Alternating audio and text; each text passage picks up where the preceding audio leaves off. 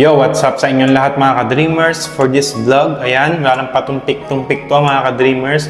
Pag-usapan naman natin yung mga nagko-comment sa atin, ayan, at saka yung nagme-message sa atin sa TikTok and Facebook na kung affected daw ba yung mga for renewal.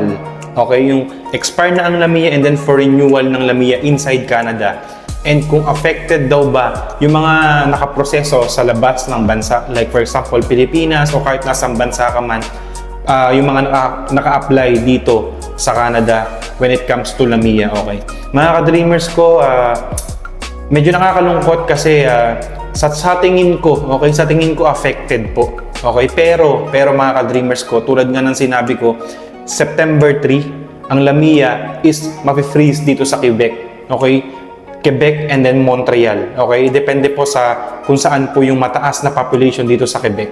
Okay? And then the next is September 20 September 26 or September 20 mga ka-dreamers ko. Buong Canada po, sinabi ko na sa vlog ko yan, basta sakop ng CMA, sa 10 largest population ng Canada, yung mga apektado, sinabi ko na po yan. Possible mga ka-dreamers po na hindi po talaga ma-renew ang mga Lamia. Okay? So, mas maganda, hanggat maaga, ilaban nyo na ng ilaban, i-process nyo na agad dahil meron akong katrabaho ngayon na binilisan nila yung pagpasa ng pag-renew ng Lamia. Kasi nga, syempre, para makapag-renew rin ng work permit, mga ka-dreamers ko. So, kasama yung employer ko, binilisan nila kasi nga, dahil nga dito sa Quebec is September 3 po yung freeze ng Lamia. So, minamadali rin nila.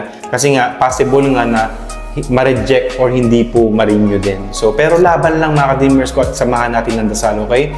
So, God bless you all mga ka-dreamers. Walang hihinto sa pangarap. Stay tuned lang kayo sa mga vlog ko.